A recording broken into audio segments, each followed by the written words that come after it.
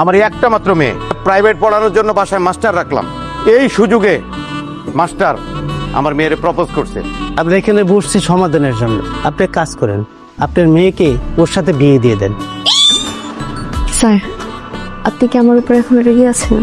রেগে থাকাটা কি অস্বাভাবিক? কিন্তু আমি তো এখন আপনার ছাত্রী নাই, আমি তো আপনার বউ। চুপচাপ এখানে শুয়ে ঘুমাও, আমি আছি ওদিকে। আপনি এখান থেকে যাবেন না। আমি এখান থেকে যাব না যাব না, বলছি না যাব। আপনি যদি এখান থেকে যান, আমি আমার আম্মুর কাছে বিচার দিয়ে দিব, আর আম্মুর আপনার কাছে পড়াবে না। আচ্ছা, আমি বউ হিসেবে আপনার একটা রিকোয়েস্ট করি। আগে বলেন আপনি এটা রাখবেন, মাথায় কসম দিয়ে বলেন রিকোয়েস্টটা রাখবেন। আরে কি করতে ছাড়ো, আমি কসম কাটি না, ছাড়ো। না না, প্লিজ। রাখবো তোমার রিকোয়েস্ট। বলো রিকোয়েস্ট কি? আপনি আর ছাত্রী পড়াতে পারবেন না। মানে কি?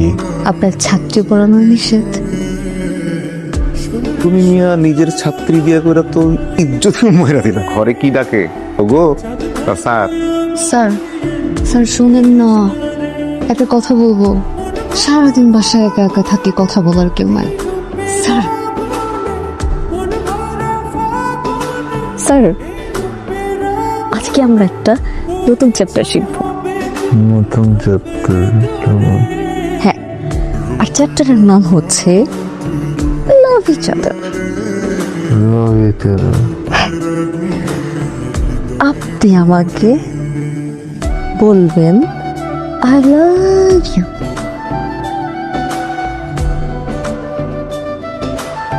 I love you.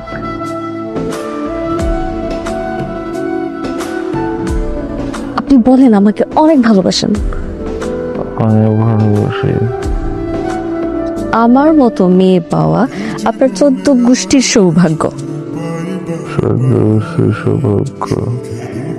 আপনি আমাকে প্রমিস করেন, আমি যা বলবো আপনি তাই করবেন।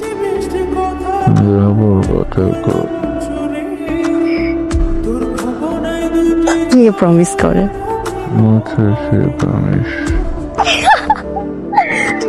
What is this? ঠিক আছে, তুমি আমার বউ, আমি তোমার হাজব্যান্ড। তো আমি মানুষটা সারাদিন কাজ করার পরে এসে যখন ঘুমাচ্ছি, তুমি কিন্তু আমার পারমিশন ছাড়া বা আমাকে না জানিয়ে হঠাৎ করে টাচি হতে পারো না। This is a crime. এটাকে কি বলে জানো? এটাকে বলে হ্যারাসমেন্ট। হ্যাঁ, মানে আমাদের দেশে কি হয় জানি না, কিন্তু যদি বিদেশ হতো আমি তো মামলা করে দিতে পারতাম তোমার নামে, আমি তোমাকে সু করে দিতাম। কি সুপ করে দিতেন?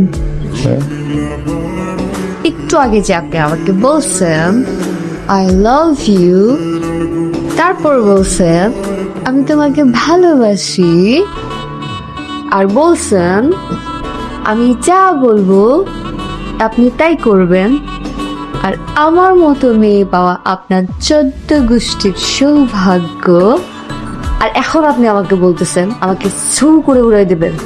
হাজবেন্ড কি গো মিথ্যা বলে এরকম? আপনার কষ্ট।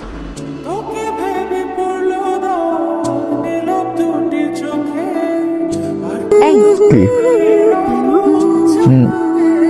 আমি কিন্তু আমার বাড়ি চলে যাবো।